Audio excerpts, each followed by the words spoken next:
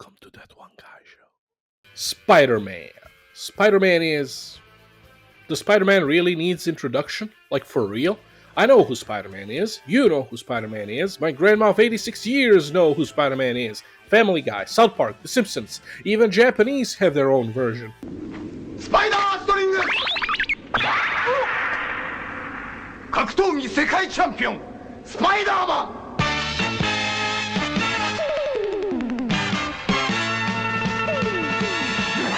A magnum opus of Stan Lee and Steve Ditko.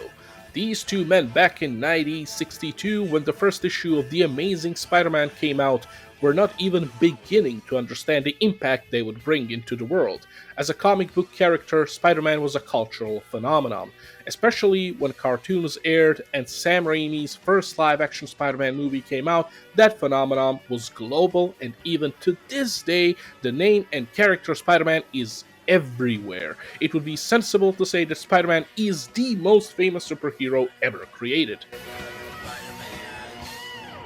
Sorry, Batman bros, it's just how it is. And he gets carried away. Class, man.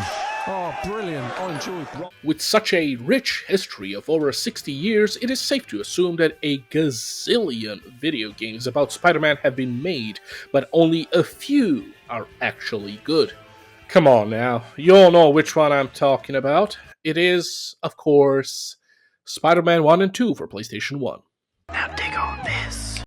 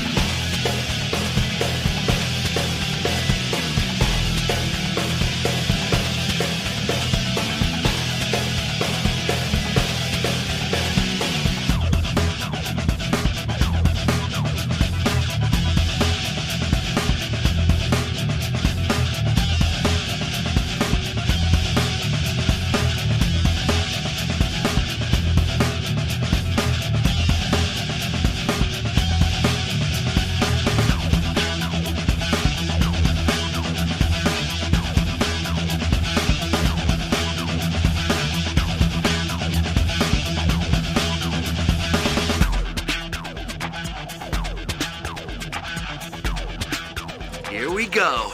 Sony PlayStation 1 was my second gaming console, and from that point on, I discovered the utter beauty of what video games can offer. I played the ever-living shit out of Spider-Man 1, and even though I had a memory card, for some fucked up reason, the game did not want to save progress, which meant I had to lie to my mother about how long I was actually playing during the day while she was absent. Why such an obsession with Spider-Man 1 and 2, you ask? Here is why. At the very beginning of the 22nd millennium, Neversoft, a godlike developer team, made absolute hits like Tony Hawk Pro Skater, Guitar Hero, Apocalypse that featured Bruce Willis for some reason, and Red Dead fucking Redemption. Gun, a game for more refined people who like Western classics and not skinning an animal for 3 hours. I got some jelly beans. You like jelly beans? Believe it or not, Activision teamed up with them and made some sweet stuff, but as it goes in this business, Neversoft scattered and their talents went to Infinity Ward. They worked on some Call of Duties. Shame, really. They had a really cool metal logo intro. Then check this out. Ready now?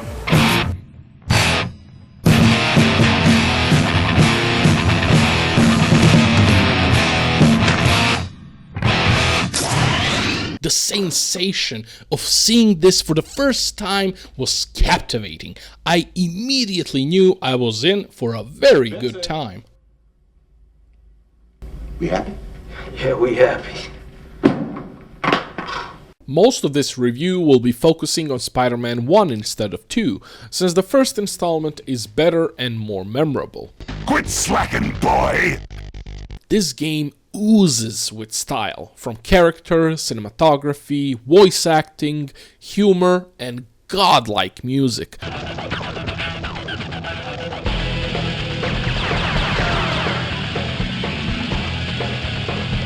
Like shooting fish in a barrel. He moves too fast. On every corner you have something to smile about. Hey, loosen up, kids! I'm on fire! Game is an action-adventure type. The limitations of graphics and rendering did not prevent this game to utilize the story elements to its advantage. Whole downtown of New York is being engulfed by some kind of toxic green gas, courtesy of Doc Ock, which means Spidey can't see below, and if he tries to get down, this happens.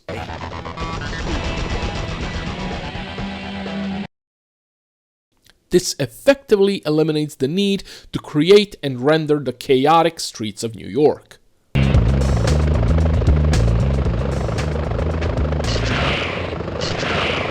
The beginning of every level is presented with a comic book cover, giving this game authenticity.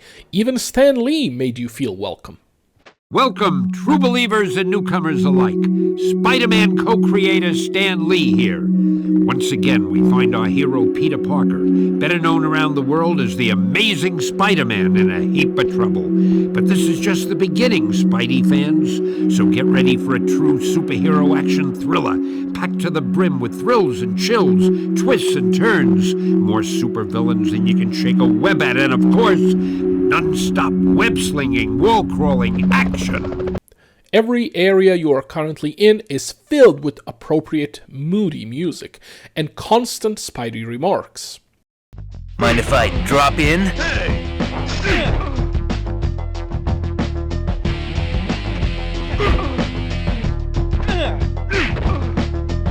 Levels with an open area where you can surf the web are quite limited. However, most levels are contained in closed zones where you can rarely deviate from the given path, except for some collectibles. Man, looks like the Fantastic Four aren't around right now. Golden. This linearity, while it sounds limiting, is quite packed with action and feeling of constant progress towards your goal. There are no side quests, distractions, maps, or points of interest. It's just you, Spidey, and a task at hand. It takes around 6 hours to finish this game if you play on normal.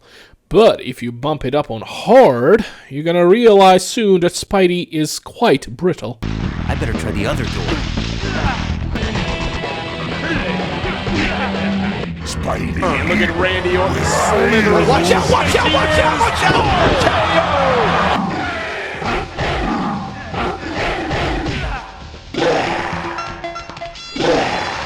Fuck! Spit on that thing, you get me?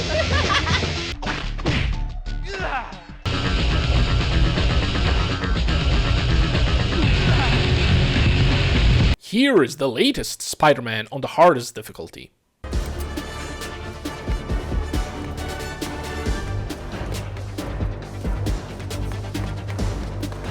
I'll take you down!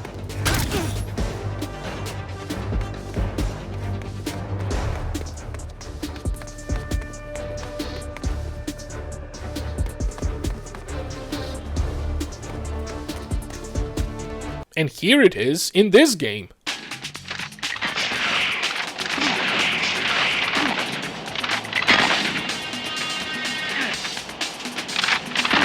You should have called for backup! You should have died at birth. As you can see, these enemies do not fuck around. They go in for the kill. The game also features Kid Mode. Kid mode. Have you ever had that annoying little brother who had no idea of what he was doing in the game but wanted to progress? Kid Mode enabled the game to play itself while your clueless little brother just held a controller, not realizing he was being deceived. Kid Mode today is also prevalent among gaming journalists. Tools at your disposal are rather limited given the game's age, but you can kick, punch, grab your enemies, fling them towards you, web them, make boxing gloves out of your webs, and do this. You can also defy gravity. This move might be broken, by the way.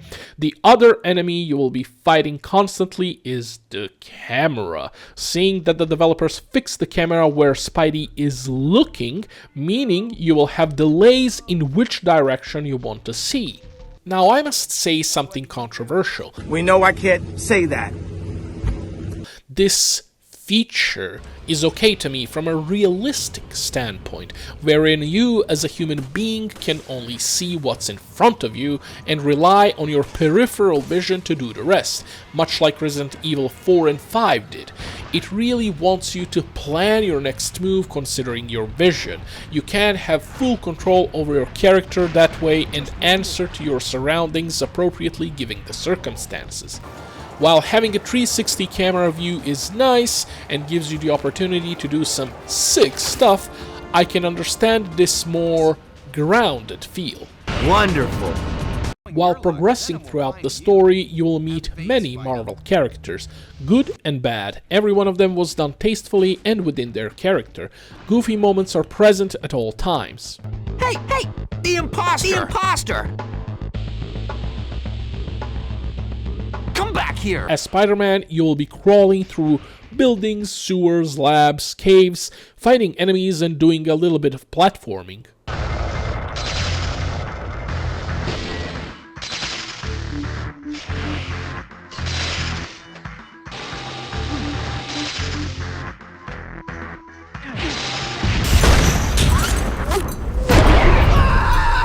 There are some boss fights, and some of them can be pretty tough. To me, Mysterio was a pain in my ass. I have died numerous times to him, and I have no idea why, but then I realized I played in 20 frames per second.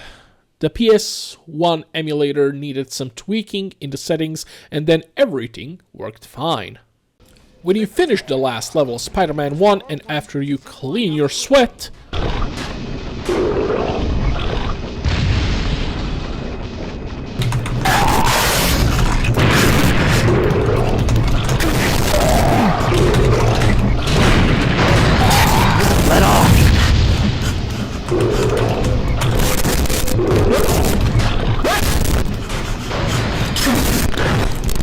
you can hop on the sequel, and the sequel is meh.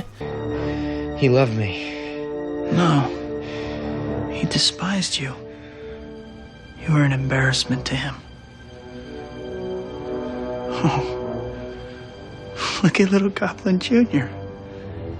Gonna cry? I mean, it's good, but not like its predecessor good. Major reason is that it was not developed by Neversoft, but Vicarious Visions.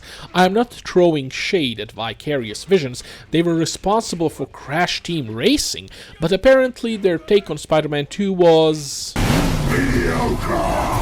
While the game tried to improve on the original with somewhat updated graphics and letting you enjoy the streets of New York in its very limited scope, it fails to bring you that godlike music and goofiness from the original. Hey, Spidey, can you get us Captain America's autograph? Oh, brother. Voice actress consisted of only 4 people who I bet were underpaid, but tried to deliver as much as they can. Villains did not sound intimidating at all. You're dead, do-gooder! Playing on hard again brought some nightmares while fighting Hammerhead. Also, Black Cat is not here, so not good. Pizza time. And the first fight with Electro is miles harder than his second Super Saiyan phase for some fucked up reason. I think the first phase Electro killed me at least 30 times before I took him down. You're great!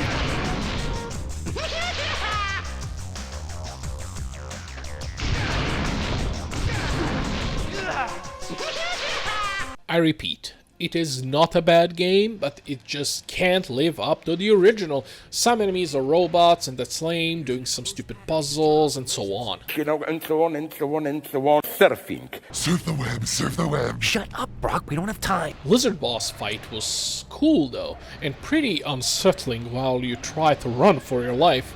I'll tell you one thing, I'm not paying for this mess. Sandman's a bitch though. You think you can lose me? Fight like a man! Still, I would much prefer this game than doing this in the new one.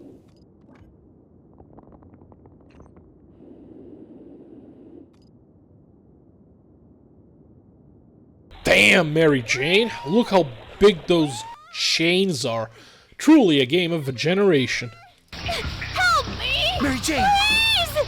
Hey, you made it. Venom! Yes, whereas in new Spider-Man games you can swing like this and feel like a total badass, styling on your enemies and watching that combo number go up with sublime graphics, it is still missing some sort of soul that these games had. For the soul is very important thing. Hand it over, that thing, your dark soul. My soul shone bright during endless playtimes of these two games. Maybe I am giving into nostalgia, and you would probably be right, for it was not just a game to me, it was a part of my childhood. Come out and play! Tag! Oh yeah, you can buy this game. Not! Emulator is the way to go, and you can find some download buttons to make it work. Play this game. It is worth it. Preserve it. Pass it down to your offsprings. Tell them about this scene in the movie. I love you all. Sleep tight, kings and queens.